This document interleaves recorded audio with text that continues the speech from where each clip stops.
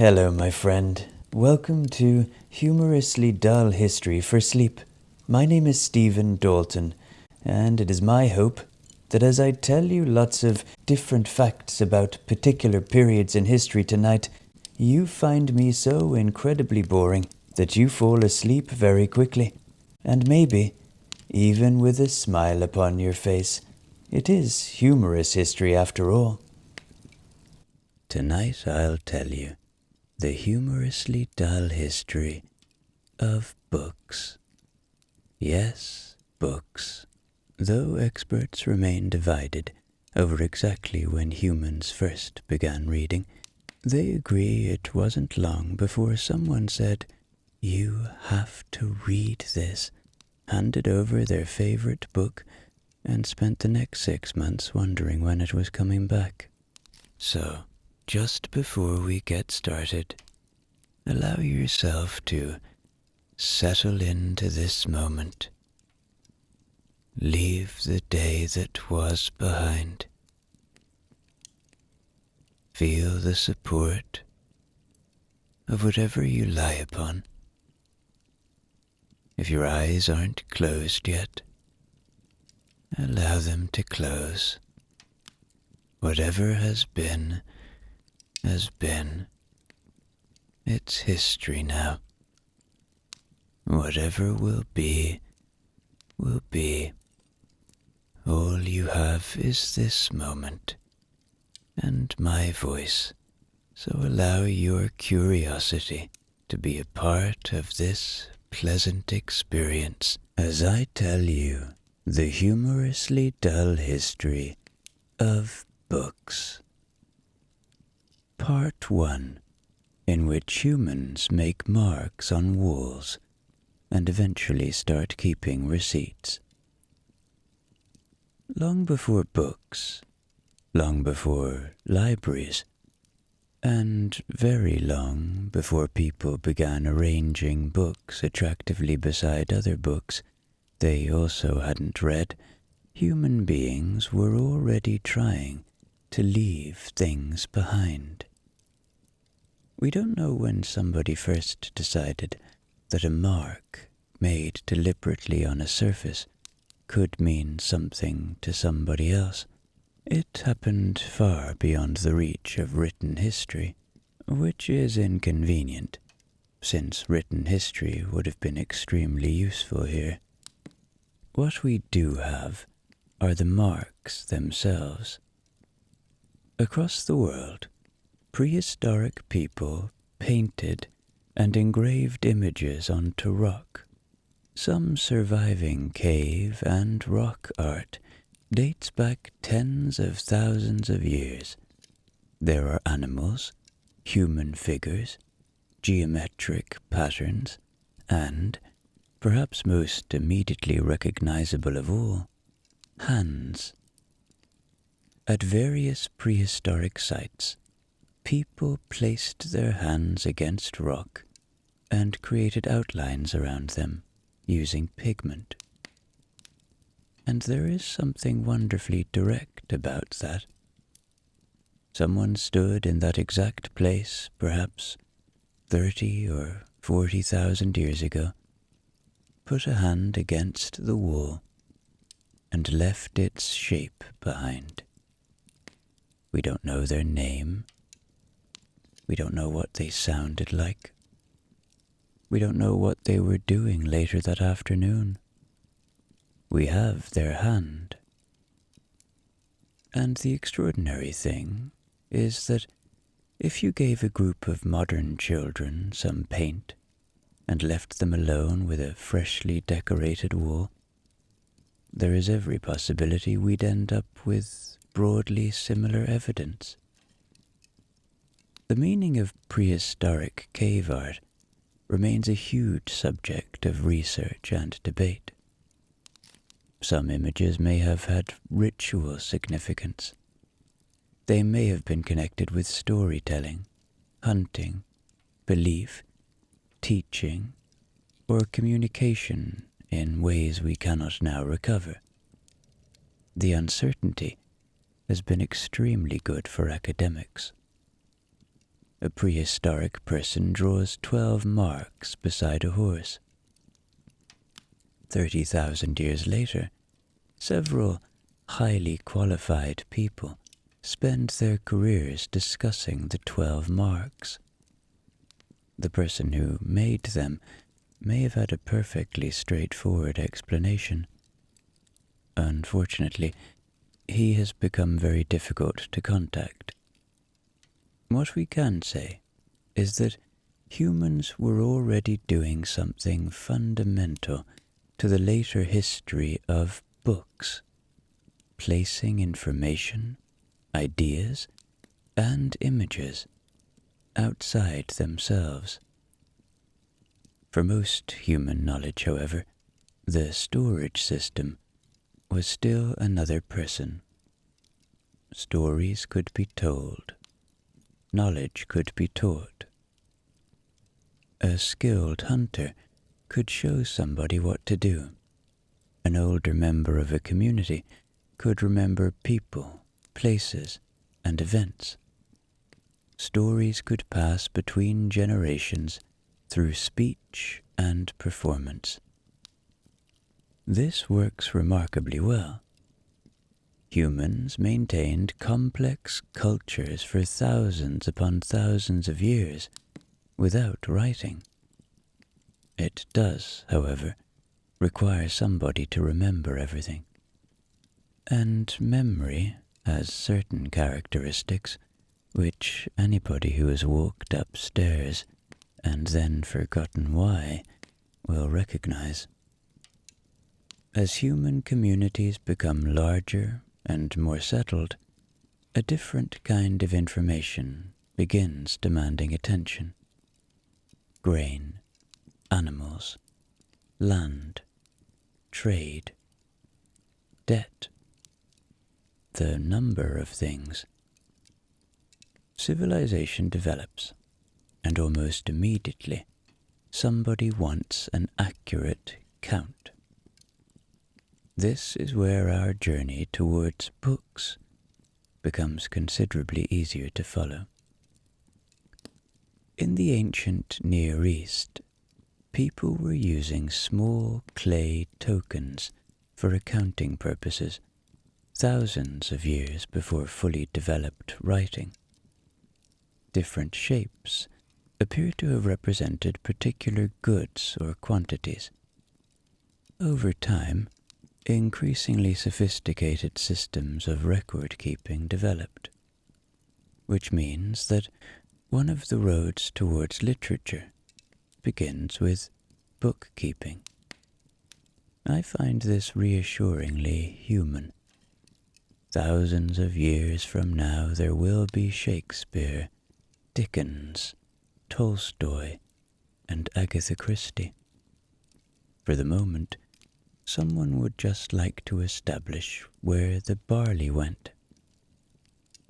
By around 3200 BC, in the great Mesopotamian city of Uruk, we find some of the earliest surviving examples of writing. Marks are being made on clay tablets to record goods, quantities, workers, and transactions. Humanity has crossed an extraordinary threshold. A person can now put information somewhere and walk away from it. Another person can encounter that information later. The thought no longer has to remain inside a living human memory. And the thought is barley. There is something magnificent about this. We invent writing, one of the most consequential technologies in human history, and immediately give it a job in accounts. Nobody appears to have looked at the first tablet and thought, "At last, my novel."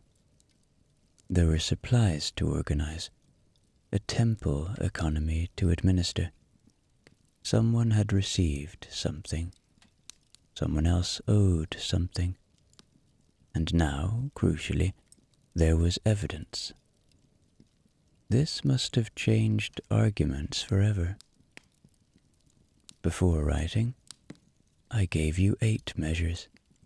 I thought it was 6. After writing, it's right here on the clay tablet. 8. Conversation over. Writing has acquired one of the functions it retains to this day, making it considerably harder to claim that nobody told you. The system used in Mesopotamia develops over centuries into what we call cuneiform. Cuneiform eventually develops into a writing system containing hundreds of signs used for languages including Sumerian and Akkadian.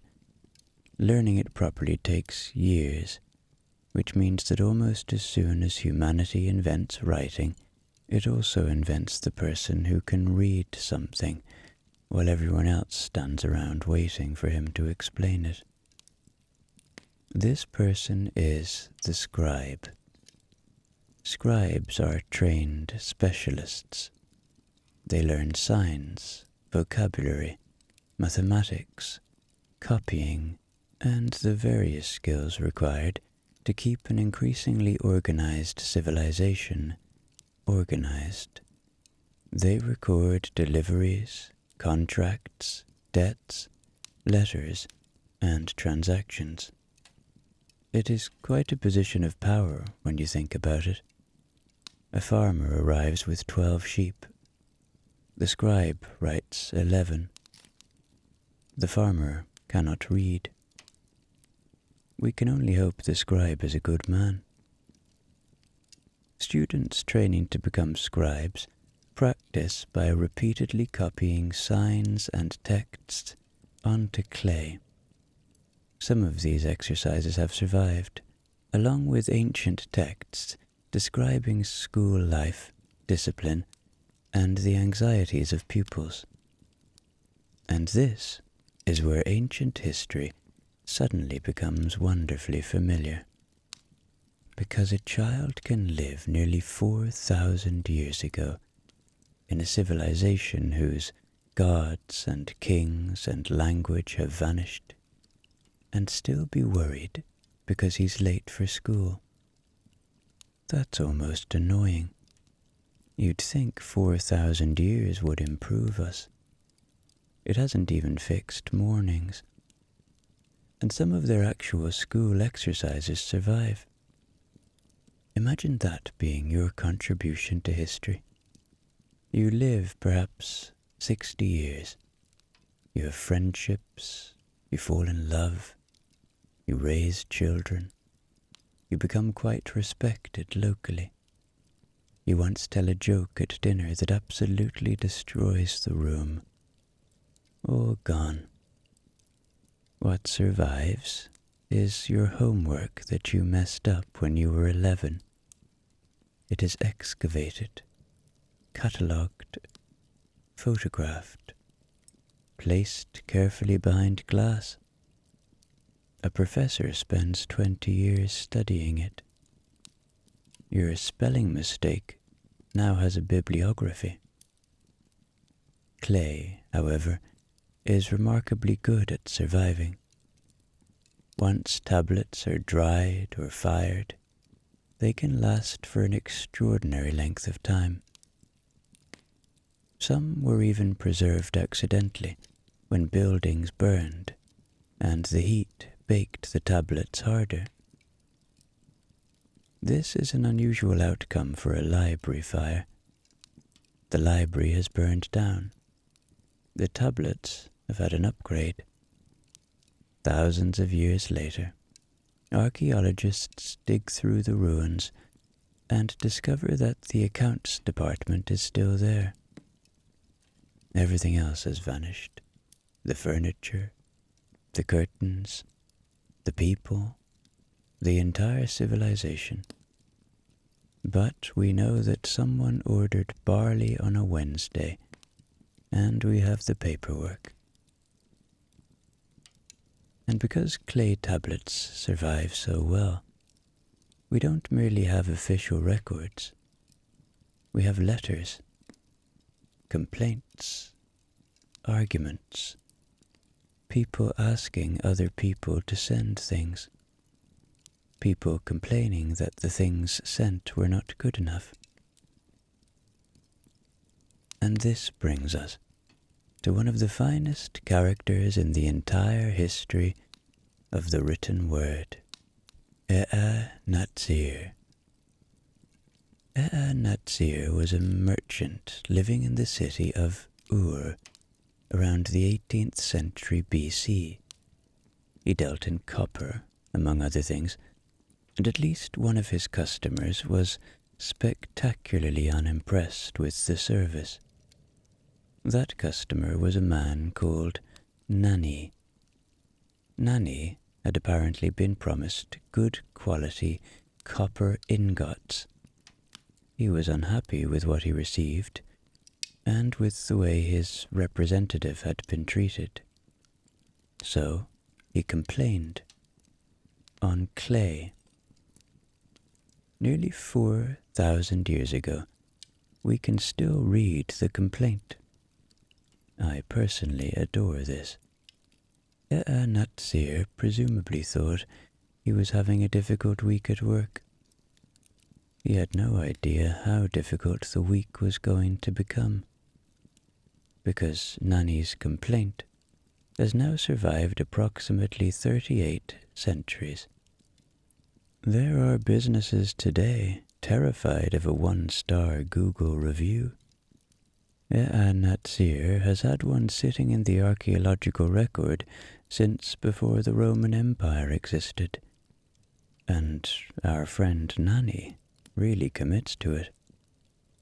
He complains about the quality of the copper. He complains about the treatment of his messenger. He wants his money handled properly. The general mood of the tablet is that Nani has had enough. There is no customer service department, no automated response, no little box asking, "How did we do today?" Nani has already answered, badly. And consider, if you will, the effort required to complain in roughly 1750 BC. Today, you can become furious with a company while lying on your sofa. 1 star. Terrible service. Send. Nani needs a clay tablet. Someone has to write the complaint. Then the physical complaint has to reach Natsir. There is a substantial cooling-off period built into this system. Nani remains angry. That is commitment. And apparently other complaints involving Natsir survive as well, suggesting that Nani may not have been the only person finding the copper buying experience less than ideal. Which raises the wonderful possibility that Natsir had a reputation. You can imagine someone in Ur mentioning that he needs copper. Where are you getting it? Natsir? Pause. Oh, right. Nothing more needs saying. And suddenly, these clay tablets don't feel very distant at all. That is one of the great pleasures of old writing. Kings and battles can make the ancient world feel remote.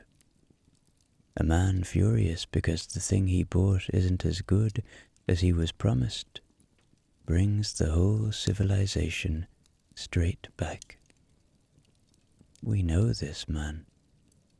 Maybe we have been this man. Nani would understand online reviews immediately. You'd only have to explain electricity, computers, the internet, and Google first. After that, he'd be away. But writing is also beginning to preserve something much bigger than commercial disappointment. Stories. One of the greatest surviving works from ancient Mesopotamia is the Epic of Gilgamesh. Its stories developed over a long period, and versions survive on tablets written in cuneiform. Gilgamesh gives us a king, adventure, friendship, loss, and the fear of death. Human beings have now discovered that writing can preserve an imagined world as effectively as it preserves a copper complaint. And I rather like that these things coexist. On one tablet, what does it mean to be mortal?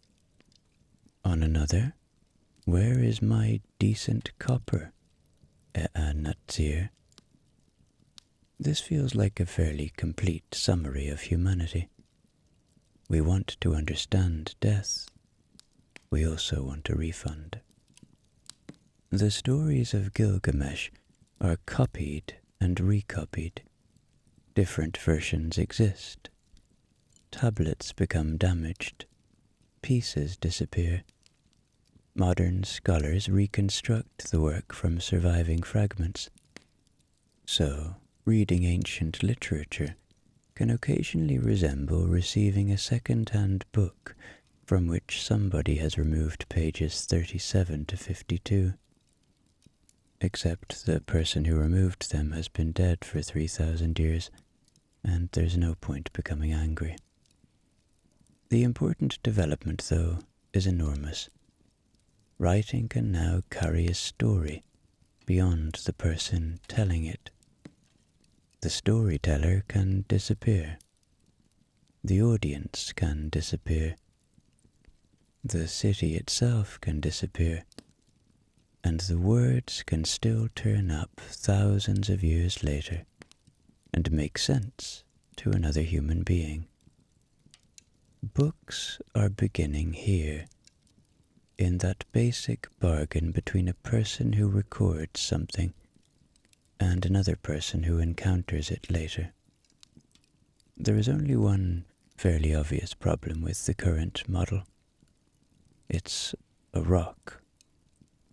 Clay tablets are excellent for durability, and considerably less impressive for portability. Nobody is heading off for a relaxing weekend carrying 12 chapters of Gilgamesh in a sack. And so, the next stage in the history of books will involve a breakthrough that anyone who has ever dropped a hardback on their face in bed can appreciate, making the reading material a little lighter. Part 2, in which books become lighter, and everyone immediately starts collecting them. Clay had done something extraordinary. It had allowed human beings to preserve words for thousands of years. Unfortunately, it had also made reading rather heavy. The ancient Egyptians had a considerable advantage here, because along the Nile grew papyrus. The inner part of the papyrus plant could be cut into strips, arranged in layers, pressed together, and dried to produce a smooth writing surface. Suddenly, words could travel without requiring so much upper body strength. Papyrus was light. Sheets could be joined together into long rolls, producing the scroll, and for centuries the scroll became one of the principal ways of storing longer texts around the Mediterranean world. This is much closer to something we would recognize as a book. You could carry it. You could own several without reinforcing the floor. You could even take one somewhere pleasant and read it. And presumably, for the first time, somebody could carry a scroll around all day with absolutely no intention of opening it. Now we're getting somewhere. The Egyptians used papyrus for administrative, religious, and literary texts. The Greeks adopted it too, and eventually the Romans became enthusiastic users of scrolls. A scroll could contain a substantial piece of writing, although reading one required a slightly different technique from ours. You generally held it with both hands, unrolling from one side while rolling it on to the other. This works beautifully when you're proceeding through the text in order. The problems begin when you want to go back. You remember a particularly useful passage from earlier. You know roughly where it was, so you roll backwards. Too far. Forward again. There. No, back slightly. And here, more than 2,000 years ago, humanity discovers one of the permanent features of reading. I know it's in here somewhere. There is no search box. There is no index taking you directly to the subject. And there is certainly no helpful electronic device remembering where you stopped 3 months ago when you were apparently still interested in this book. The scroll remembers nothing. That's your responsibility. Books are also valuable because producing them requires labor. Every copy has to be written out by hand. If you want another copy of a work, another human being has to copy the words. All of them. This makes the modern complaint that a book is taking a long time to arrive seem rather mild. Your order has been dispatched. Estimated delivery after Demetrius finishes copying chapter 12. Do not contact Demetrius. Demetrius is doing his best. Professional scribes and copyists help texts circulate through the Greek and Roman worlds, and booksellers operate in major cities. Wealthy people can assemble private libraries, and this is where another very familiar human behavior begins to appear. Owning books and reading books are not necessarily the same activity. The Roman philosopher Seneca complained about people collecting enormous numbers of books for display rather than study.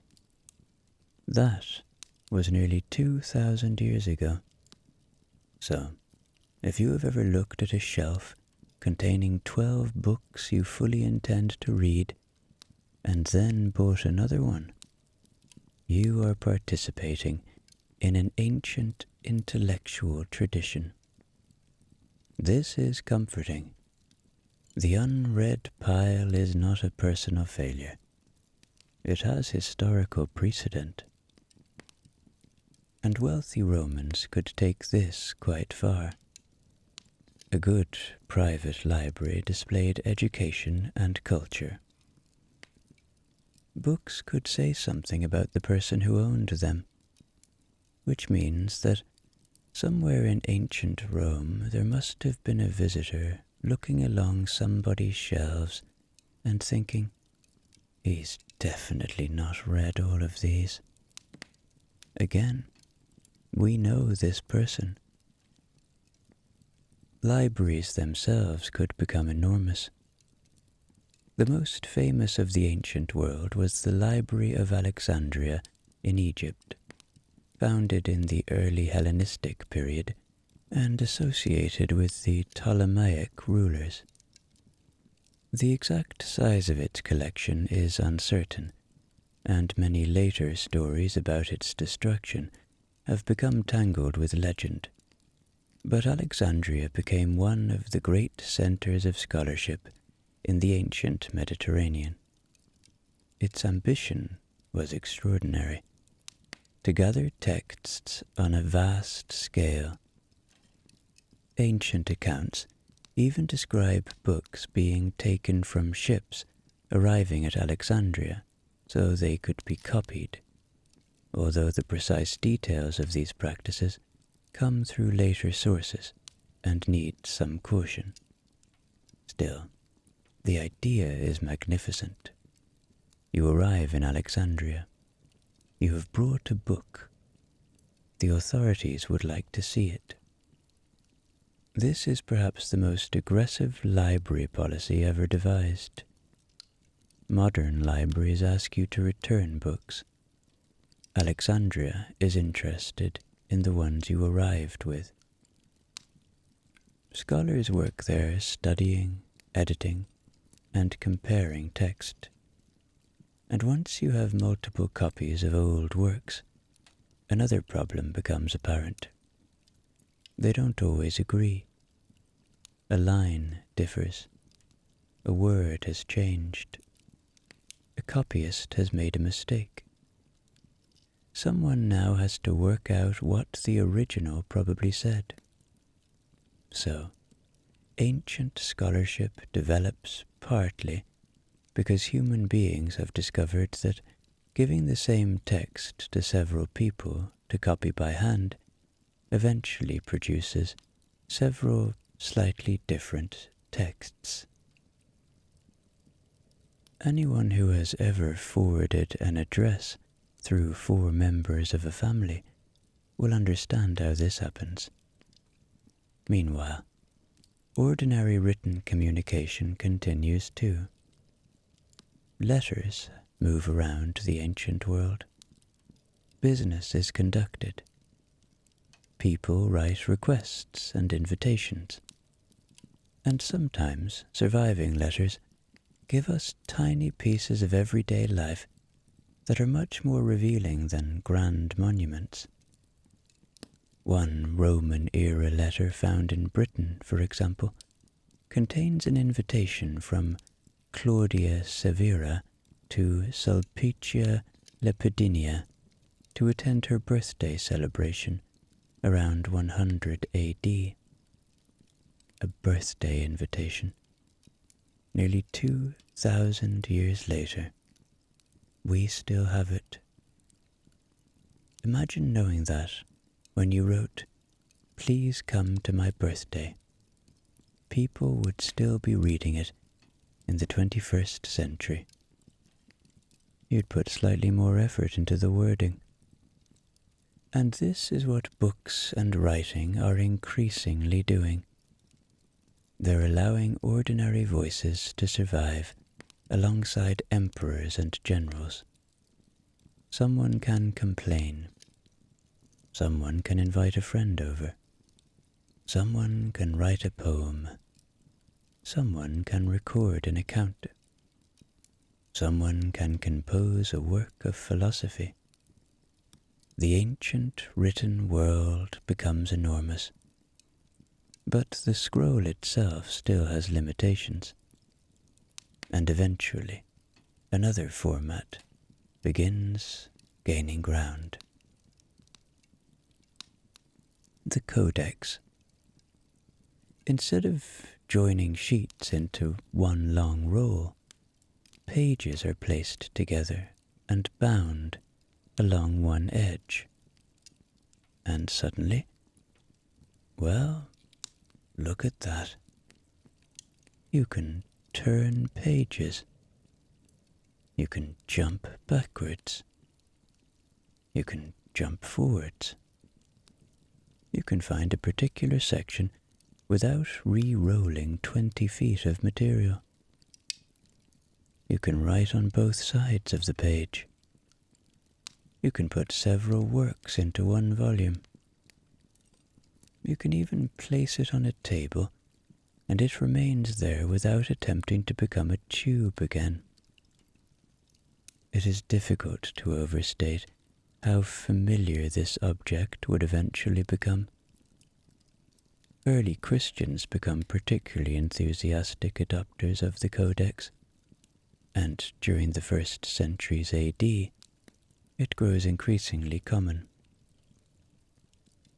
Over time, it overtakes the scroll as the dominant format for literary texts. And I like imagining the transitional period, because technologies rarely disappear the moment something better arrives. There must have been people who preferred scrolls. They had always used scrolls. Scrolls were perfectly good. They liked the feel of a scroll. The Codex didn't feel the same. And some younger person was presumably standing nearby saying, "You can literally just turn the page. It doesn't matter. He prefers the scroll." Every technological revolution eventually produces this man. Gradually, though, the Codex wins, and by late antiquity, the basic physical idea of the book we still use today is firmly established. Pages gathered together, writing on both sides, a binding, something you can open at roughly the place you want, something you can close and put on a shelf, and perhaps most importantly, something you can buy with tremendous enthusiasm, place beside the bed, and continue meaning to start for the next 11 months. The book has finally become recognizably a book. Making one, however, is still painfully slow, and soon much of the work of preserving and copying books in Europe will fall to people with an almost ideal lifestyle for the task. Monks. They have the books, they have the handwriting, and crucially, they have nowhere else to be. Part 3, in which monks copy everything by hand, and nobody is in a hurry. By the early Middle Ages, the book has acquired a shape we would recognize. Pages are bound together. Words sit comfortably inside them, and you can open one roughly where you want without unrolling several feet of papyrus first.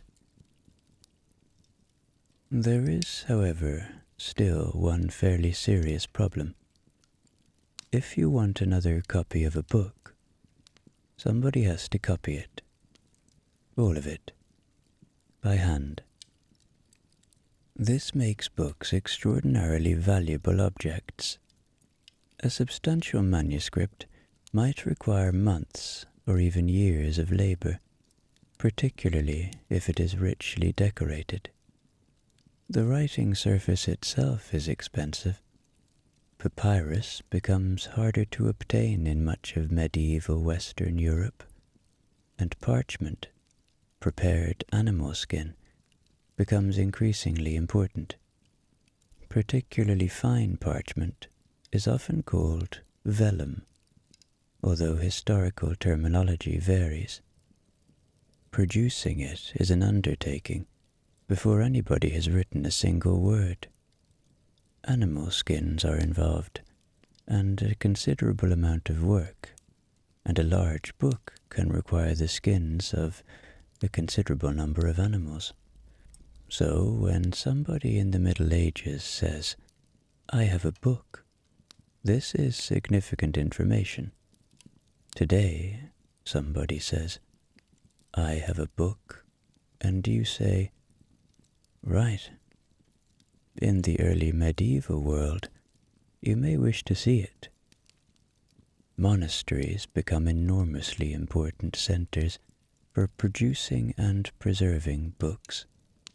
Monks need religious texts for worship and study, and some monasteries develop collections containing biblical writings, theology, commentaries, histories, grammatical works, and surviving classical texts.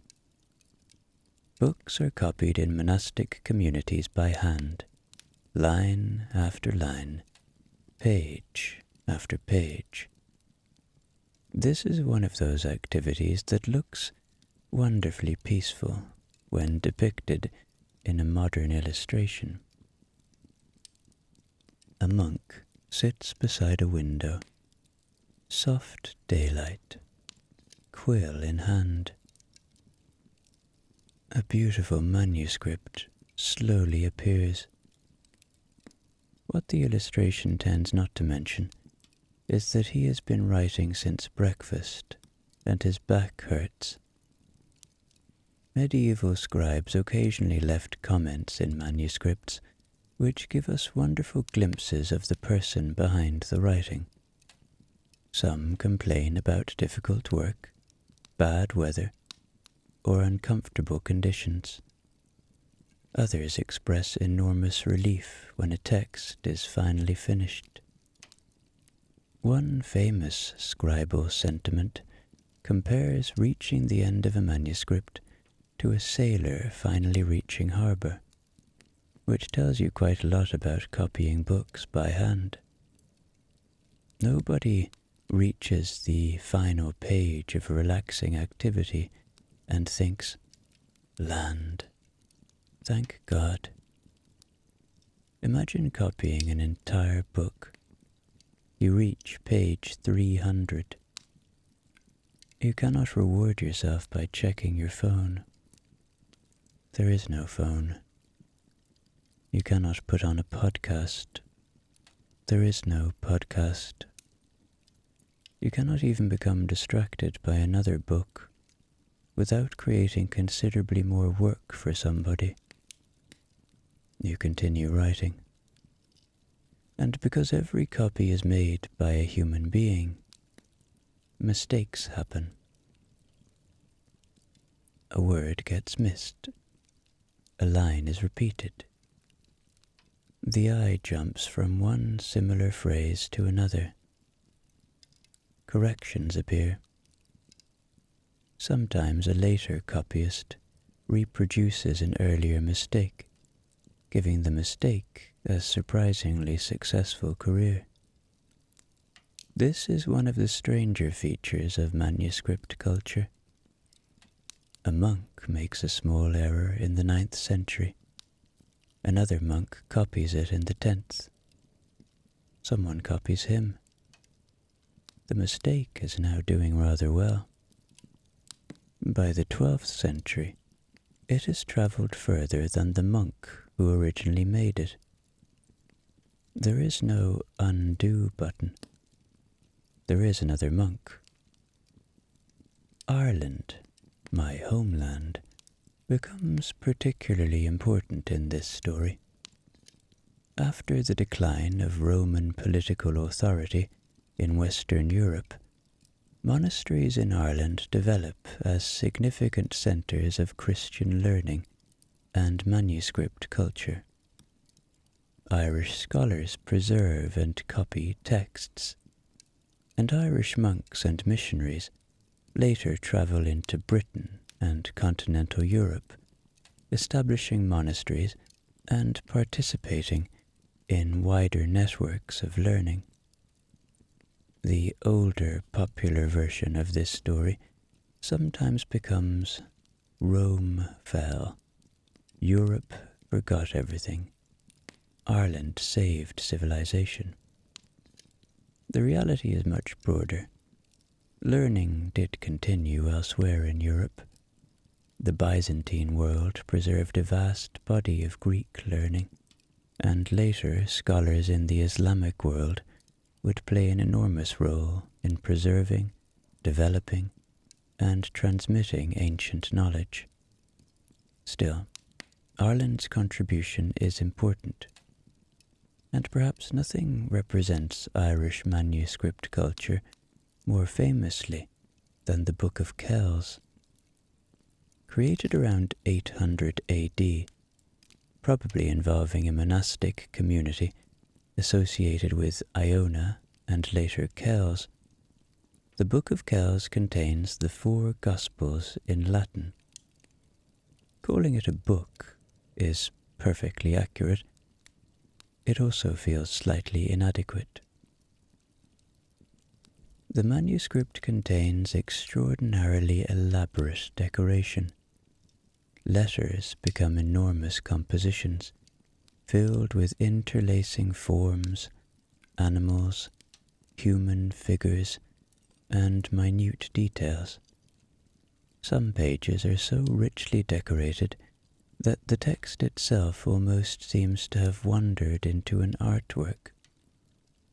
And remember, all of this is being done by hand. There is no zoom. This bothers me. Look at reproductions of some of the details in the Book of Kells, and they are astonishingly small and precise. A modern person trying to achieve the same thing would enlarge the image to 400%, make the adjustment, enlarge it again, undo something, complain that the software has frozen, and eventually go for coffee.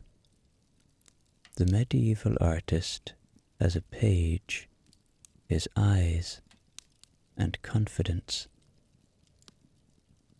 Some of the decorated initials are so elaborate that finding the actual letter becomes an activity in itself. Imagine opening a modern novel and discovering that the first letter of chapter 3 has taken up most of the page because somebody spent 6 weeks decorating it. You would respect the effort. You would also quite like to know what happens next. The Book of Kells was never an ordinary reading copy. Its lavish production suggests a prestigious sacred object, probably intended for important liturgical use. The care invested in it tells us something about the value attached to the words it contains. It also demonstrates something books can now become. A book doesn't merely carry information. The physical object itself can matter enormously. Its materials matter. Its appearance matters. Its craftsmanship matters. More than 1,200 years later, people travelled to Dublin specifically to look at the Book of Kells. This is an extraordinarily successful publication history. Most authors would accept 12 centuries in print. Meanwhile, considerably plainer books are being copied across medieval Europe, and libraries are growing. Slowly. Well, very slowly. A monastery cannot order 40 new titles and expect them on Tuesday.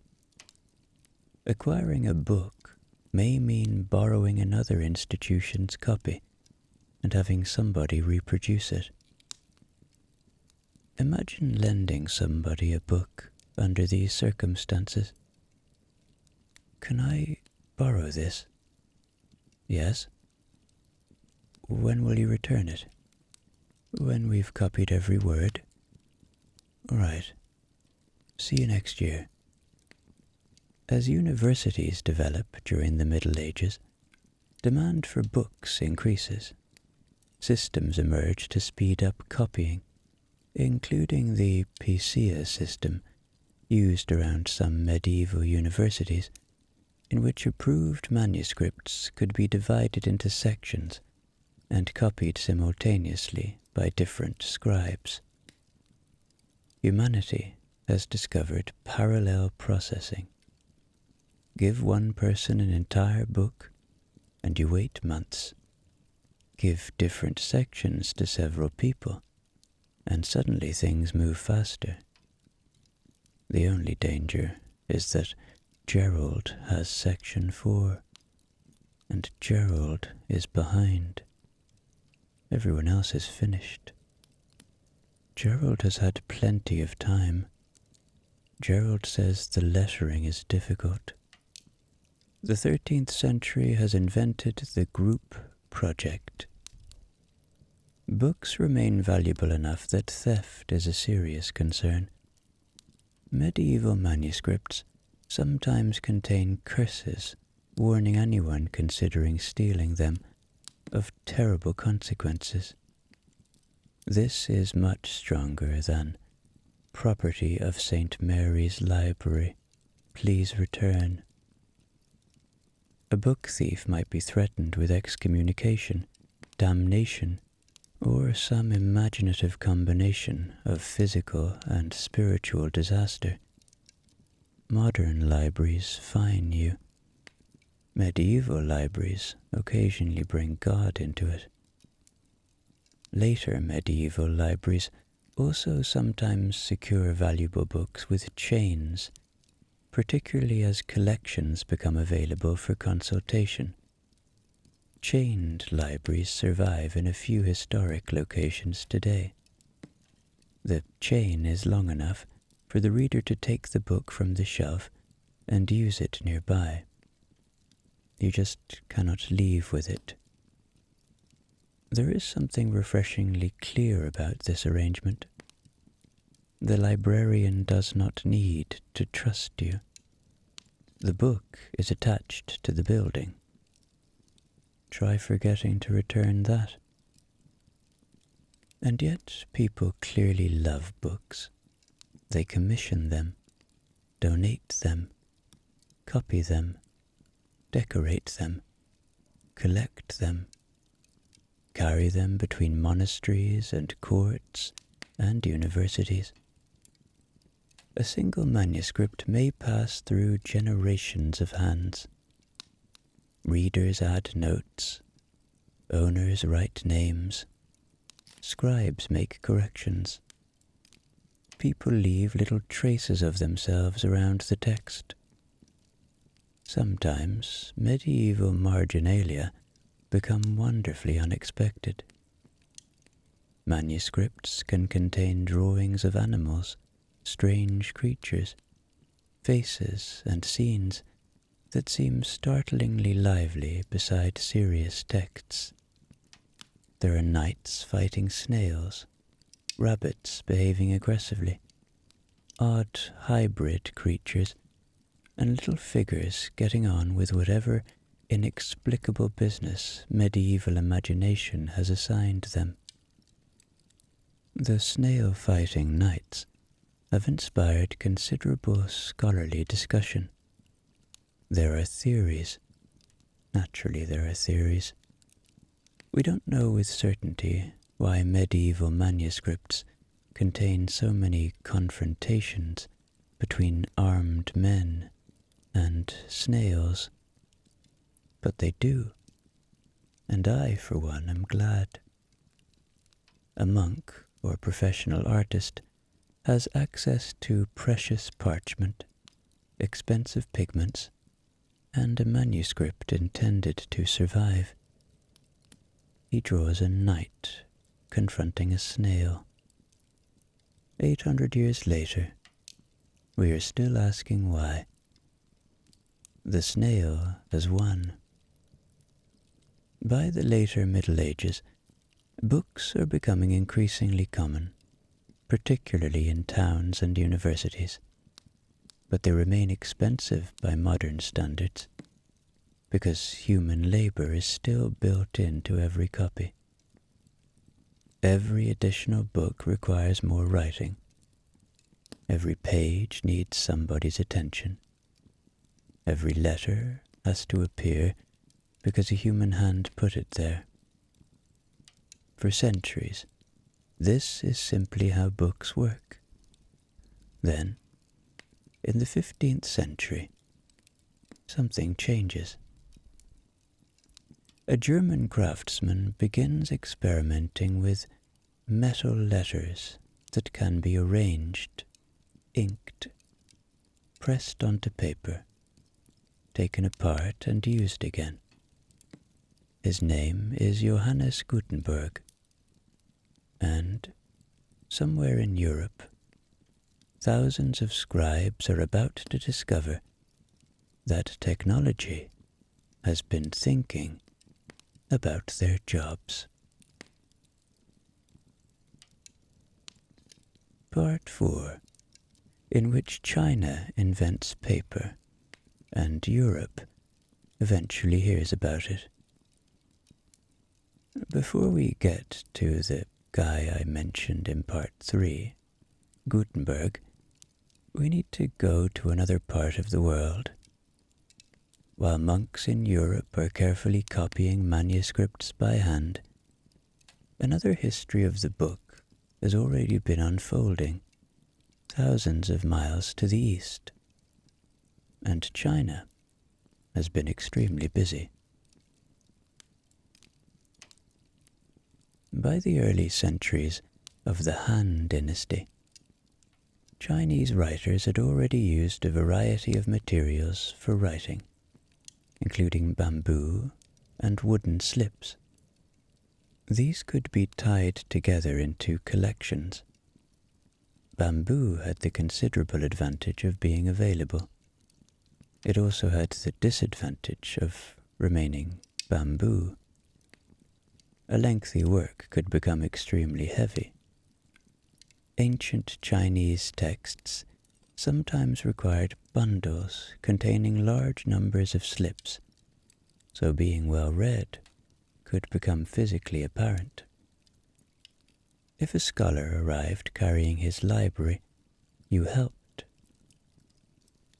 Silk was another possible writing surface and was considerably lighter. But silk was expensive. Using large quantities of it for everyday documents was rather like deciding that ordinary office correspondence should henceforth be written on cashmere. China needed something cheap, light, and practical, and eventually it got paper. The traditional story gives an important role to Kai Lun, an official at the Han imperial court, who in 105 AD reported an improved method of making paper from materials including tree bark, hemp, old rags, and fishing nets.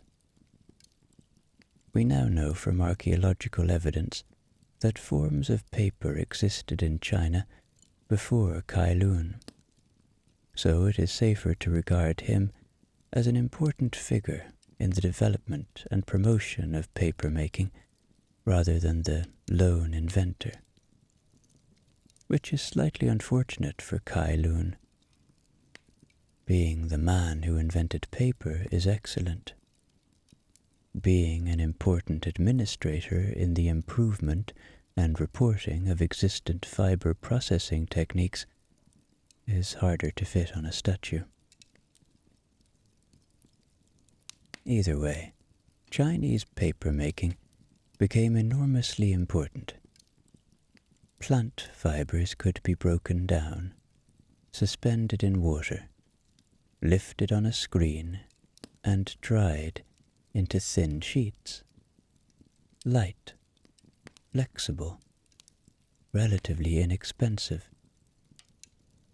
Humanity had spent thousands of years putting words onto clay, stone, bamboo, silk, papyrus, and animal skin.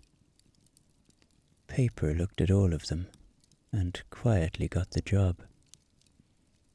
And once China had paper, another question eventually presented itself. Why keep writing every copy by hand?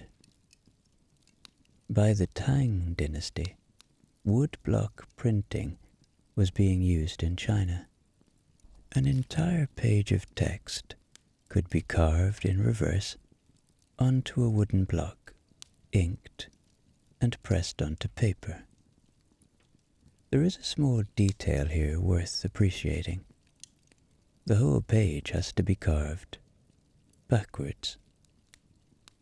Anyone who has ever written 3 words on a birthday cake and discovered there isn't enough room for the 4th should spend a moment respecting the woodblock carver. One mistake near the end, and you don't press Ctrl Z. You stare at the wood. The wood stares back. Eventually, though, the carved block can produce many copies of the same page. This changes the arithmetic of books completely. The first copy is an enormous nuisance. The 100th is suddenly rather efficient.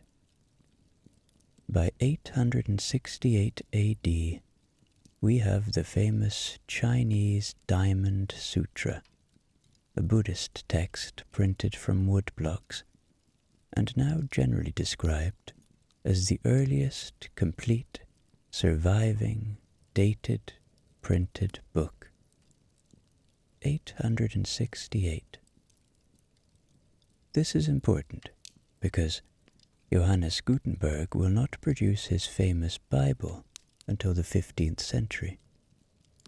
So, while medieval European scribes are still sitting down with quills and preparing themselves emotionally for another several hundred pages, China has already been printing books for centuries. Nobody in China is waiting for Gutenberg. They don't know they're supposed to. Printing expands greatly in China. Buddhist texts, Confucian classics, calendars, dictionaries, and other works can be reproduced in substantial numbers. And we'll leave China there for now, having established something important. Centuries before Gutenberg, people in China already have paper and printing. Gutenberg will later become vastly more famous in the Western version of this story, which is one of history's occasional reminders that being first and being the person everybody remembers are entirely separate competitions. Back in medieval Europe, books are still being copied largely by hand. Slowly. Painfully slowly. If you want a copy of a book, someone has to sit down and make you one. There is no warehouse containing 600 identical copies. There is a man called Bernard. Bernard has reached page 84. Please stop asking Bernard when it will be ready. Paper does gradually make its way westward, through Central Asia and the Islamic world, and eventually into Europe, where its use grows during the later Middle Ages. It is cheaper to produce than parchment, and that matters because Europe is becoming increasingly interested in books. More people are reading. Merchants need records. Universities are growing. Governments need documents. Churches need religious texts. And people, having discovered reading, are beginning to develop the inconvenient habit of wanting something else to read when they've finished. This creates pressure. Books are wanted faster than Bernard can produce them. Bernard hasn't even had lunch. By the 15th century, Europe is therefore in an interesting position. There is growing demand for books, and there is paper to make them on. But producing a book still involves an alarming amount of handwriting. Then, as mentioned earlier, along comes Johannes Gutenberg. Gutenberg is a German craftsman working in Mainz, and during the mid-15th century, he develops a printing system using movable metal type, suitable ink, and a press. The clever bit is that individual metal letters can be arranged to form a page, inked, and pressed onto paper repeatedly. Then the letters can be taken apart and rearranged for the next page. Suddenly, one page can become 50 pages, 100 pages, 200 identical pages. Somewhere, Bernard looks up from page 84. This feels personal. Gutenberg's great famous project is a Bible, produced in the 1450s. It is beautifully made, with pages designed to resemble the handsome manuscripts people already value. And I love that. Europe has acquired revolutionary technology capable of transforming human communication, and one of the first concerns appears to have been making sure it doesn't look too new. We do this constantly. When e-readers arrive centuries later, they display little pages that appear to turn. There is nothing there to turn. The electronic device could make the previous page disappear in a puff of smoke if it wanted. But apparently, humanity needs to be reassured. Look, it's still a book. See, the page went over. Printing spreads rapidly through Europe. Printers establish workshops. Books become available in much greater numbers. And now, something rather strange happens to the experience of being an author. Previously, if you wrote something foolish, the foolishness had fairly limited distribution. Perhaps 6 people saw it. One of them was your cousin. Printing gives bad ideas ambition. You can now be wrong in several cities simultaneously. This is a tremendous advance. It also means writers can become famous far beyond the places where they live. Readers can encounter exactly the same words hundreds of miles apart. And books begin appearing on more shelves, which creates another ancient problem in a new form. Other people's books. People lend books. People borrow books. And somewhere in Europe, almost certainly, somebody says, "Have you still got my book?" The answer is yes. The answer has been yes for 11 months. The borrower knows exactly where it is. It's beside the bed. They haven't quite finished it. They haven't quite started it either. But returning it now would somehow amount to admitting defeat. Printing also gives people the opportunity to put their own thoughts into circulation on a scale previously impossible. Religious arguments, political arguments, scientific ideas, satire, pamphlets, opinions, a lot of opinions. The printing press has barely got going before authorities realize that allowing people to reproduce their thoughts cheaply may have drawbacks. This is perhaps the most predictable development in the entire history of communication. We've invented a machine that allows ideas to spread rapidly. Wonderful. Anyone can use it. Anyone. And so, censorship, licensing, and restrictions grow alongside printing. Certain books are forbidden. Certain ideas are dangerous. Printers can get into serious trouble, which, of course, gives forbidden books one of the finest marketing advantages available. You're not allowed to read this. There are few sentences more effective at making a human being want to read something. Nobody has ever hidden a forbidden book beneath a floorboard because the authorities announced, "You can read it if you like. It's rather repetitive in the middle."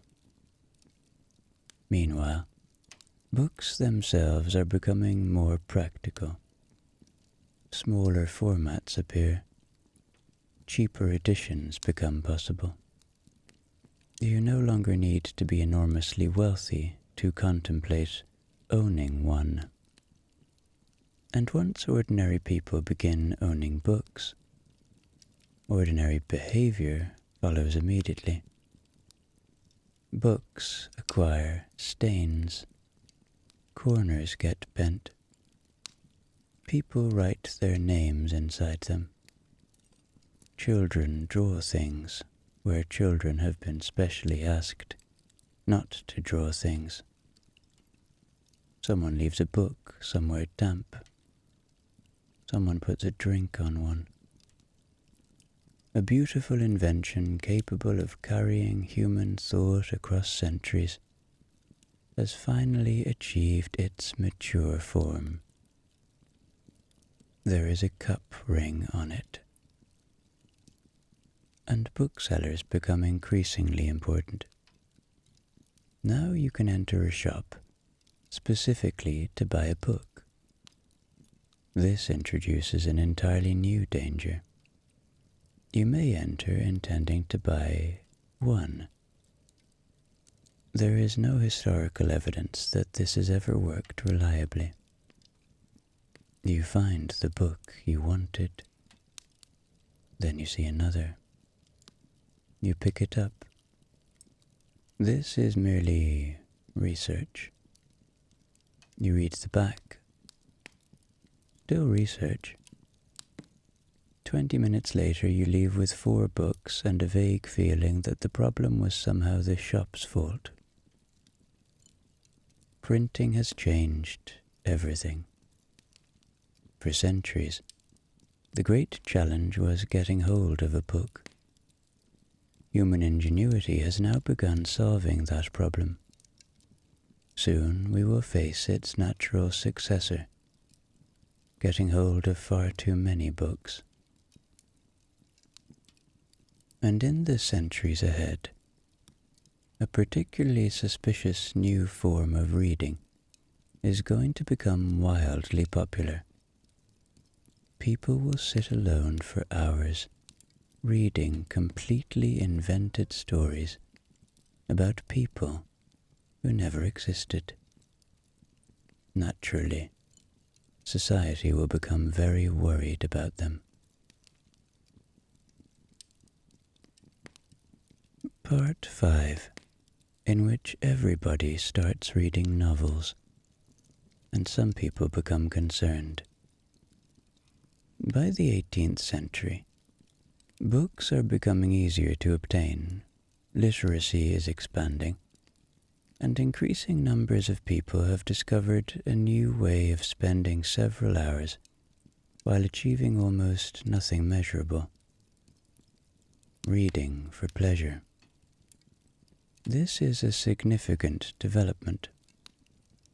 For thousands of years, writing has been used to record laws, prayers, accounts, philosophy, history, and the occasional furious complaint about copper. Now, large numbers of readers are becoming interested in sitting quietly and finding out whether 2 imaginary people will eventually get married. Naturally, some people are worried. The growing popularity of novels attracts criticism during the 18th and 19th centuries. There are concerns that excessive novel reading might encourage idleness, excite the emotions, or fill young people's heads with unrealistic ideas. Young women receive a particularly generous share of this concern. A woman might read too many romantic stories and develop expectations. Nobody wants that. She might begin thinking the mysterious gentleman with the large house should be interesting as well as rich.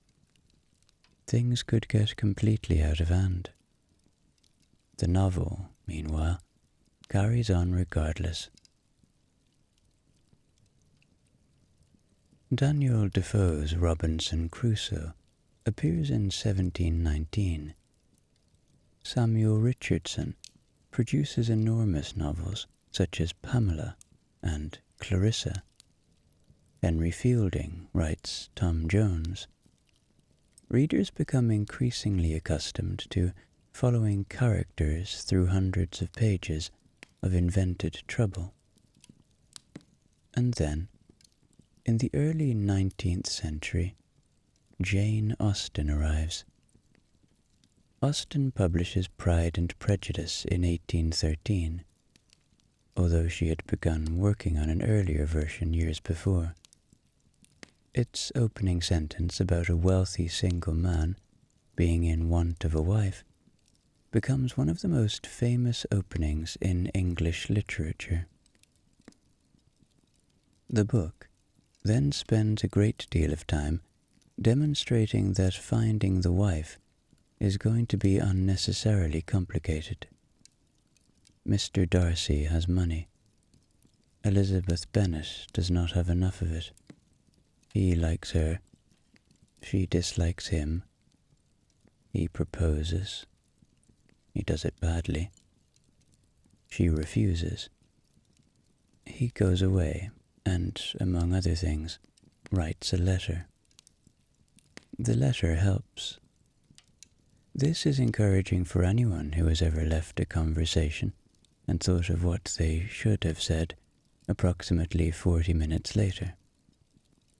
Darcy gets several hundred pages, and Pride and Prejudice gives us a wonderful glimpse into a world where social life can turn on extremely small events. Someone visits, someone doesn't visit. Someone dances with somebody. Someone declines to dance with somebody. A letter arrives. A person enters the room unexpectedly. This can sustain 3 chapters. There are no phones. Nobody can quietly message Elizabeth. Darcy is here, BTW. She has to discover this in real time. And courtship itself requires patience. If you meet somebody interesting, you cannot go home and investigate them for 45 minutes.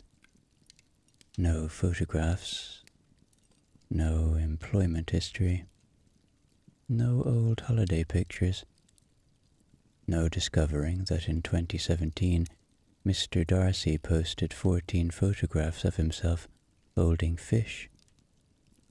You have to form an opinion based on what he actually says to you.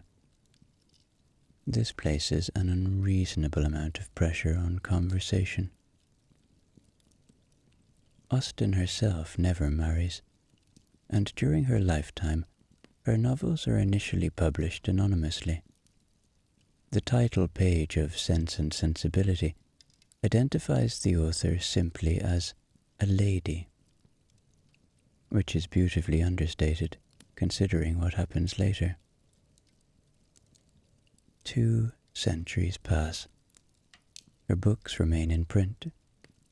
There are films, television series, academic departments, festivals, and Jane Austen merchandise. People travel to places associated with her. Mr. Darcy is still being discussed. A lady did rather well. Then the Victorians arrive, and the novel becomes enormous. Literally, in some cases. Victorian novels can be very long. This partly reflects the way many are published.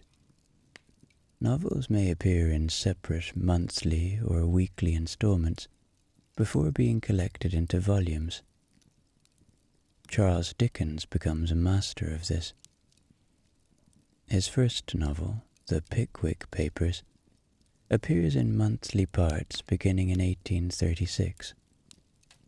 Later works, including Oliver Twist, Nicholas Nickleby, Bleak House, and Great Expectations, also reach readers serially.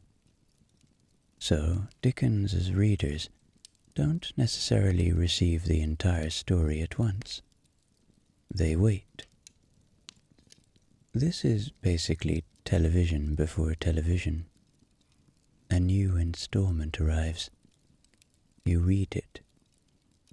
Something terrible happens to someone you like.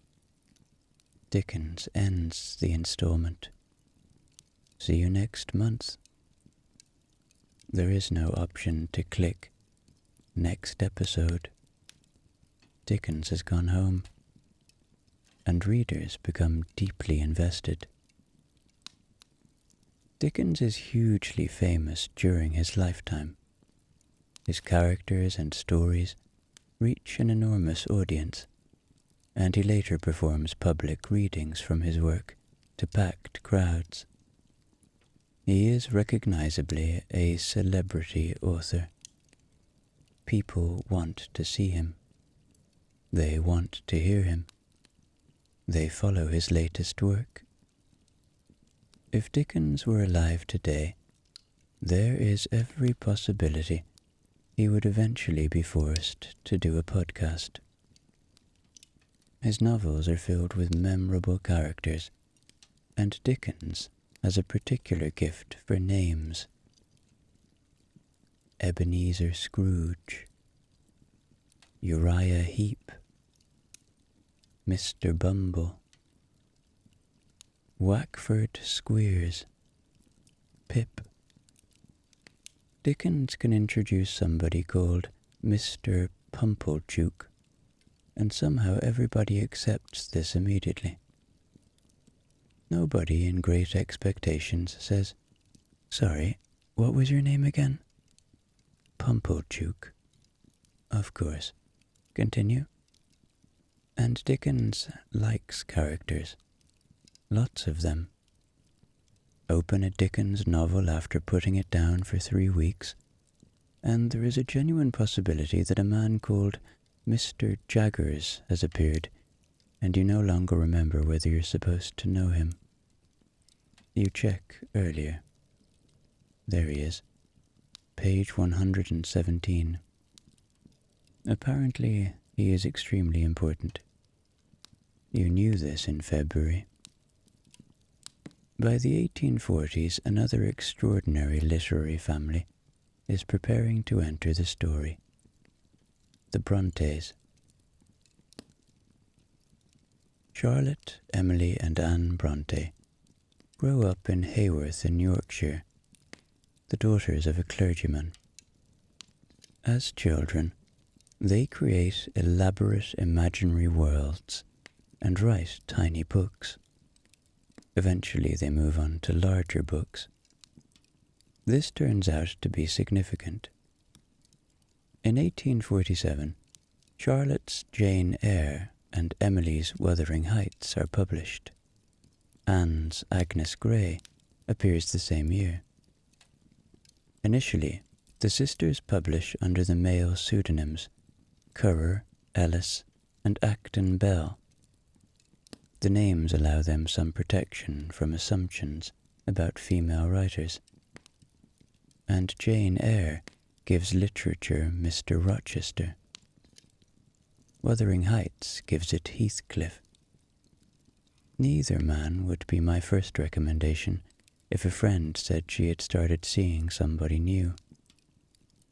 He's very intense. Right. Anything else? He spends a lot of time brooding. Of course he does. There's something strange happening in the house. Maybe keep your own flat for a while? The 19th century novel has a remarkable number of large houses in which something is wrong. A room is locked. Someone has a secret. A relative hasn't been entirely truthful. The weather has deteriorated. Nobody simply buys a large country house and has a nice time in it. This would be a terrible novel. Chapter 27. The Roof Was Fine. Emily Bronte dies in 1848 at only 30 years old, just a year after Wuthering Heights is published. She never sees the extraordinary reputation the novel eventually acquires. And that happens repeatedly in the history of books. Authors cannot know which works will survive them. A book may sell modestly, a review may be poor, the writer dies. Then future generations arrive and make completely different decisions. Herman Melville's Moby Dick, for example, receives mixed reviews and does not make Melville rich. Later generations turn it into an American classic. This must be one of the more irritating features of literary immortality. Everybody finally agrees you are brilliant. You are unavailable for comment. By the later 19th century, readers have an extraordinary range of fiction available to them. George Eliot publishes Middlemarch. Thomas Hardy writes novels including Tess of the D'Urbervilles. Arthur Conan Doyle introduces Sherlock Holmes. Robert Louis Stevenson gives readers Treasure Island and Dr. Jekyll and Mr. Hyde. Books can frighten you, make you cry, take you on adventures, allow you to investigate murders from the comfort of a chair. And the chair is becoming important. Because reading is increasingly entering ordinary domestic life. People borrow books from circulating libraries. They buy cheaper editions. They read newspapers and magazines carrying serial fiction. Families read aloud together. And readers develop habits we would recognize instantly. They have favorite authors. They recommend books. They disagree about endings. They lend books and begin quietly monitoring whether the borrower has made any attempt to return them. There is a delicate stage in every borrowed book's life when it stops being clear who owns it. 3 months, borrowed. 6 months, still borrowed. 2 years, apparently part of Susan's collection. You visit Susan. There it is, on her shelf. You both see it. Nobody says anything. The friendship continues under slightly altered conditions. And by the end of the 19th century, the book has travelled an extraordinary distance from the clay tablet. It has become entertainment on a massive scale. People can buy stories about romance, murder, adventure, ghosts, and difficult families. They can read on trains, at home, in bed, on holiday. And increasingly, books don't have to be precious objects at all. They can be cheap, portable, disposable even. The next great change in our story isn't going to be about what people write.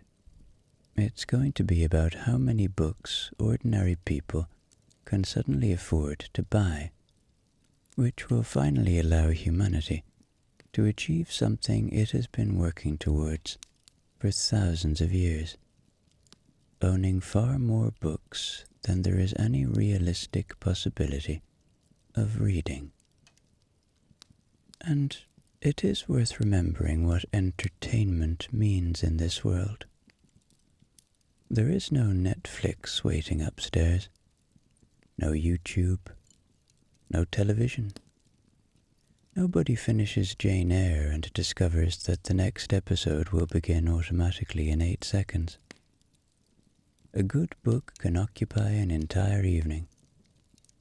Someone might sit beside a fire, or read by candle or lamplight for hours, completely absorbed in the private disasters of people who don't exist. And if the chapter ends at an exciting moment, there is nowhere else to go. No recap video, no fan forum, no searching, "Does Mr. Rochester?" and accidentally ruining the entire book. You simply close it, stare into the fire for a while, and somehow cope with having your own thoughts. Part 6, in which books become cheap, portable, and very difficult to stop buying. By the beginning of the 20th century, books have completed a remarkable transformation. Once, owning a substantial collection of books suggested wealth, scholarship, or access to a monastery. Now, it increasingly suggests that you have shelves. Industrial printing has made books cheaper and faster to produce. Literacy has expanded enormously across Europe and North America during the 19th century. Public libraries are growing. Railway bookstalls have already helped turn books into traveling companions, and publishers are discovering enormous audiences hungry for fiction. The book is becoming an ordinary object, which is perhaps the greatest compliment humanity ever pays it. You can leave one on a train. You can spill tea on it. You can lend it to Susan and never see it again. We have progressed, and the 20th century produces writers who become celebrities on a scale earlier authors could scarcely have imagined. One of the most recognizable is Ernest Hemingway. Hemingway is born in Illinois in 1899, works as a journalist, serves as an ambulance driver during the First World War, and eventually becomes associated with that extraordinary collection of writers and artists living in Paris during the 1920s. Paris is cheap enough for many expatriate writers to live there, and it attracts people who would later become enormously famous. Hemingway, F. Scott Fitzgerald, Gertrude Stein, Ezra Pound, James Joyce is there. Everyone seems to be writing something. You could hardly order a coffee without sitting beside someone who would eventually require a university course. Hemingway later writes about these Paris years in A Movable Feast, published after his death. The book gives us cafes, writing, friendships, arguments, meals, cold rooms, and the peculiar romance that later grows around being a young writer without much money in Paris. This has become so attractive in retrospect that we occasionally forget one detail. having very little money is considerably more romantic afterwards. In the photograph, Hemingway is young. Paris is beautiful. There is a notebook on the cafe table. Lovely. What the photograph cannot show is that eventually somebody has to pay for lunch. Still, cafes become part of the mythology of 20th century literature. A writer sits at a small table. Coffee, notebook, perhaps a cigarette. Hours pass. A masterpiece slowly appears.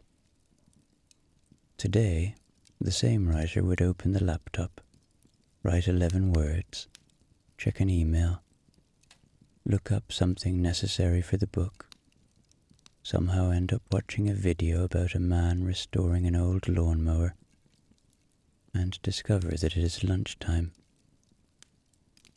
Technology has given writers many things. Concentration was not necessarily one of them. F. Scott Fitzgerald also becomes closely associated with the 1920s. The jazz age and the glamour and excess surrounding it. The Great Gatsby appears in 1925.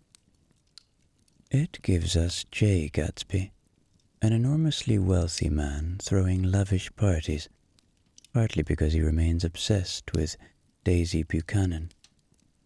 Gatsby has acquired the mansion, the clothes, the car, the parties, the money. He has overlooked the possibility that perhaps he should move on. It would be a much shorter novel. Fitzgerald himself becomes famous alongside his wife Zelda, and their lives become almost as discussed as his fiction. This is another development in our relationship with books. Increasingly, we don't merely want the book, we want the author. What did they eat? Where did they live? Who did they love? Where did they write? Were they happy? What did they mean by Chapter 7? A writer can spend 3 years carefully inventing fictional characters, and the reader finishes the book and immediately wants information about the writer's marriage. We are difficult customers.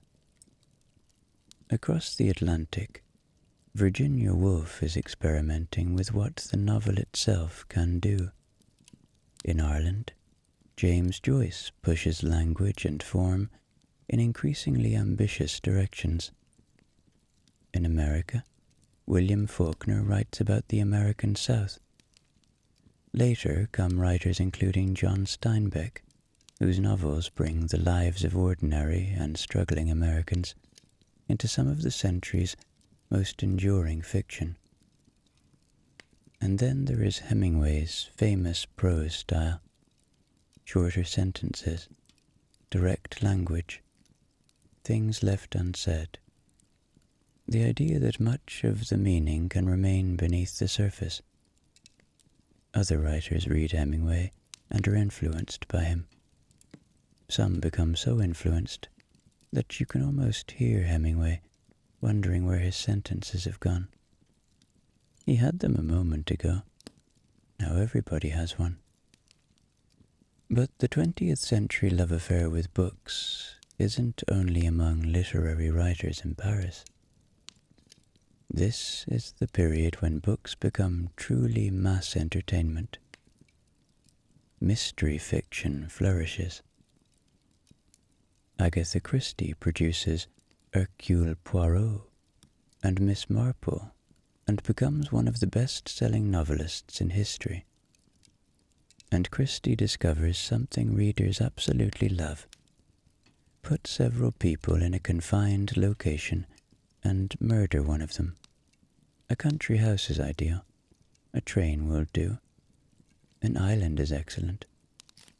Anywhere, really, provided leaving becomes inconvenient. The reader then spends the next few hours distrusting everyone. This can affect you. You close an Agatha Christie novel and briefly regard the person making tea with unnecessary suspicion. Why are they making tea now? Interesting.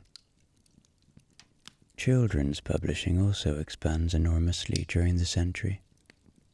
Characters and stories pass from one generation to another. Books become attached to childhood itself. A parent reads a book. Years later, they give it to their child. The child loves it. This is one of the gentler ways books travel through time. Although occasionally the parent says, "You'll love this. I loved this when I was your age," which is almost the worst possible marketing strategy for a 12-year-old. Meanwhile, publishers are finding ways to make books even more accessible. And in Britain, one particular moment becomes famous. In 1935, publisher Alan Lane launches Penguin Books, producing good quality books in inexpensive paperback editions that can be sold widely, including through places such as railway stations. The idea is beautifully simple. Books should be affordable and easy to carry. The paperback becomes enormously important during the 20th century, and suddenly a book can go almost anywhere. Into a handbag, into a coat pocket, onto a train, onto a beach, into a bath, although this remains an environment in which the book has serious concerns. The paperback changes our physical relationship with reading. A valuable old book demands care. A paperback understands that things happen. Its spine gets cracked. A corner folds over. Sand enters it during a holiday in 1987 and remains there permanently. Someone writes a telephone number on the inside cover. The book ages with you. And perhaps this is part of why people become so attached to particular copies.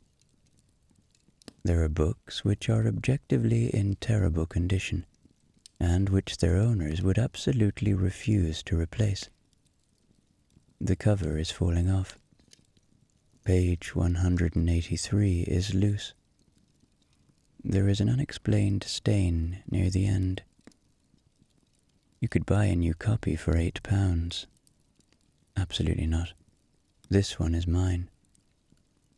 Libraries, too, become central to everyday reading. The modern public library movement expands dramatically from the 19th century onward, giving millions of people access to books they do not have to buy. And libraries establish one of civilization's most optimistic systems. Take this home.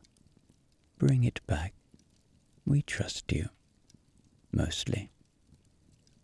There is a date stamped inside. Books pass through hundreds of hands. Someone checks out a detective novel in 1954. Someone else takes it home in 1967. Another reader finds it in 1982. None of these people ever meet. They share a book. Occasionally, one of them also leaves a biscuit crumb around page 94. This is less poetic, but considerably more likely. Bookshops become destinations in their own right. You can browse. That's important.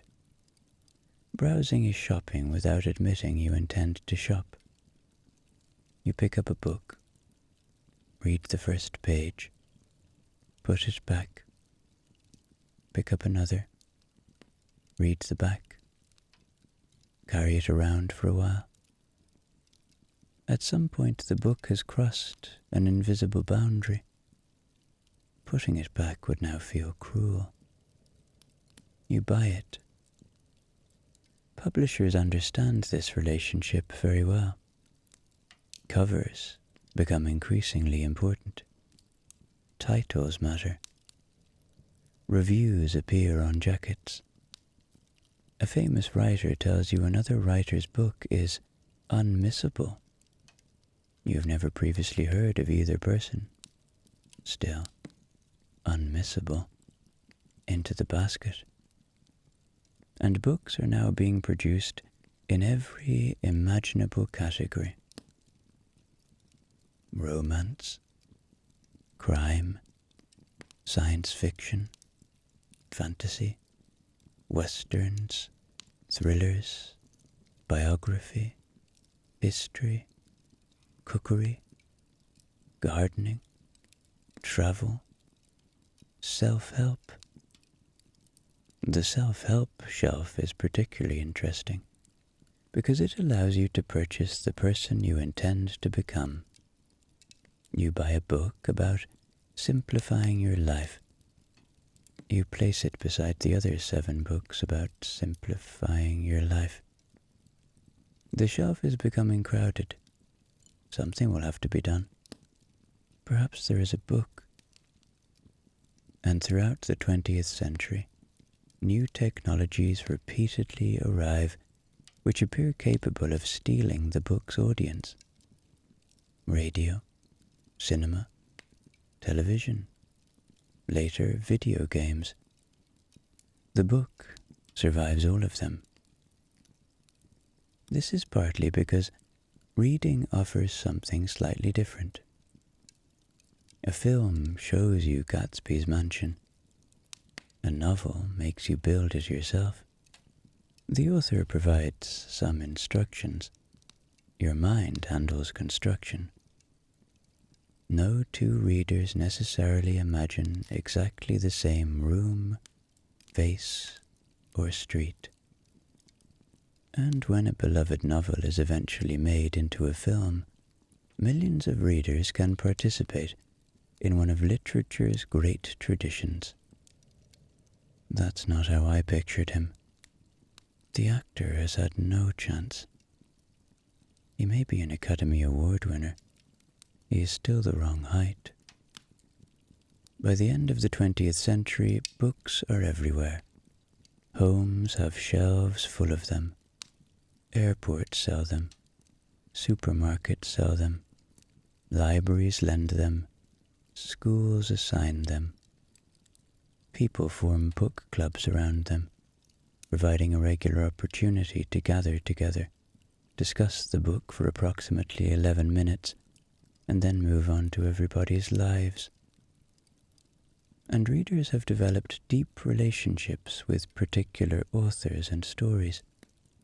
A book can remind somebody of childhood, a journey, a relationship, a particular house, a difficult year. People remember where they were when they first read something. They return to books decades later and discover that the book appears to have changed. It hasn't. Annoyingly, that's you. The words have been sitting there behaving themselves.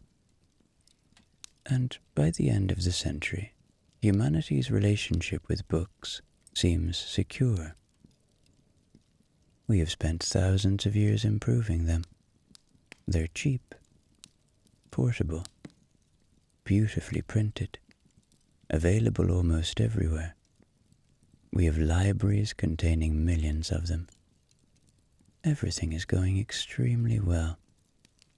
Then, during the 1990s, increasing numbers of ordinary people acquire something called the Internet. And, almost immediately, somebody begins wondering whether books are finished. Part 7, in which the book is declared dead and fails to cooperate. By the end of the 20th century, books have survived clay tablets, scrolls, monasteries, printing presses, industrialization, radio, cinema, and television. Then the internet arrives, and fairly quickly, people begin wondering whether anyone will ever read a book again. This becomes something of a tradition. A new technology appears. Someone looks at the book. Well, that's finished. The book remains where it is. The internet does, however, transform the way books are bought and discovered. In 1995, Amazon begins selling books online.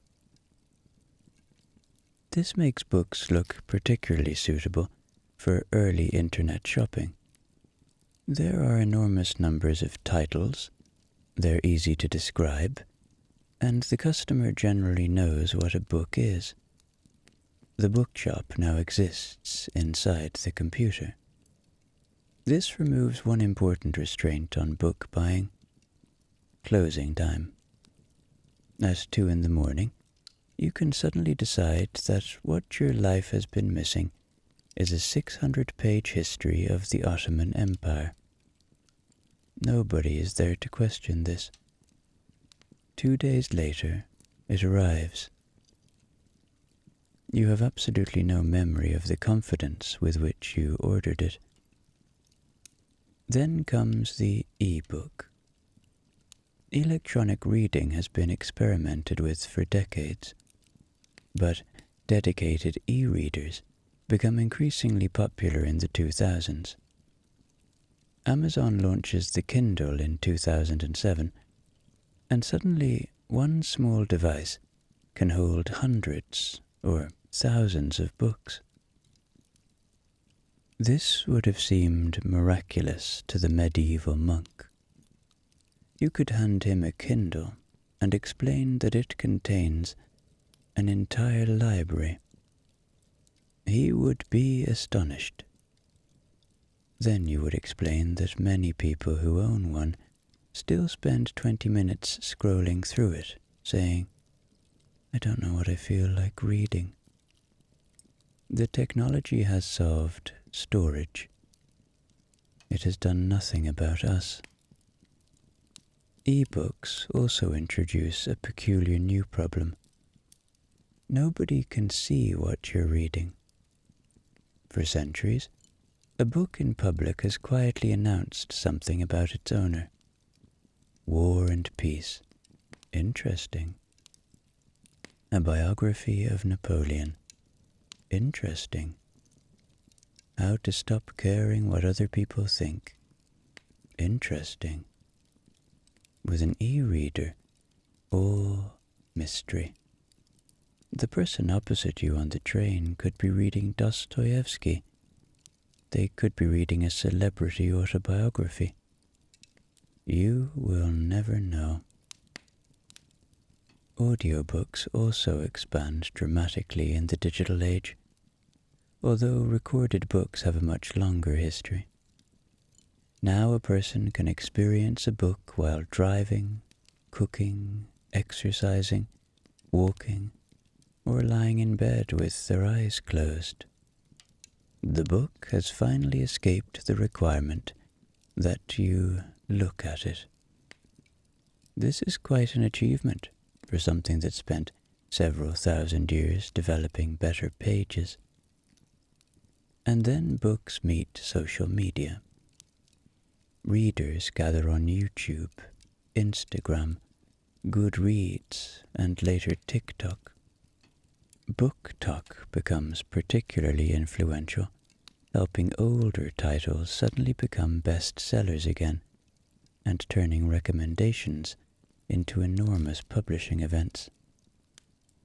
Books are photographed, reviewed, ranked, unboxed, displayed. People show other people what they have bought.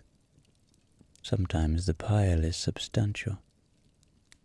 This is my reading for August. No, it isn't. That is 43 books. August has been consulted and will not be participating. And once again, something very old is happening underneath something very new. People are recommending stories to one another. The technology around the conversation has changed completely. The conversation itself would be familiar almost anywhere in this history. I loved this. You should read it. Can I borrow it? Yes. And there we are again. Be careful. Susan still has the last one. Online reviews have also given every reader the opportunity to become a critic. A book may have taken somebody 8 years to write. The author researched it, rewrote it, edited it, worried about it, finally published it. 3 days later, 2 stars, didn't like the main character. There is no appeal. Nani and his complaint about Natsir's copper would understand this world immediately. We've merely made the clay considerably faster. And despite decades of predictions about the death of print, physical books remain very much alive. People continue buying them alongside e-books and audiobooks. Perhaps that shouldn't surprise us. A physical book is remarkably good technology. It needs no battery, no password, no software update. You can drop it, and it generally continues being a book. Leave it untouched for 20 years, come back, open it, and it doesn't ask you to accept new terms and conditions. It has been waiting. And so we arrive back at those shelves. The shelves containing books we've read, books we love, books we intend to read, books we bought because somebody recommended them, books we bought because the cover was beautiful, and one enormous book we have moved between 3 different homes while maintaining that we are definitely going to get to it. Thousands of years ago, someone pressed marks into wet clay to record a quantity of barley. Today, we can carry entire libraries in our pockets. We can download a novel in seconds. We can listen to one while walking. We can order almost any book without leaving bed. Humanity has spent more than 5,000 years making books easier to obtain. And finally, after all that effort, we have created the perfect modern problem. There are too many books, and we still haven't read the ones beside the bed.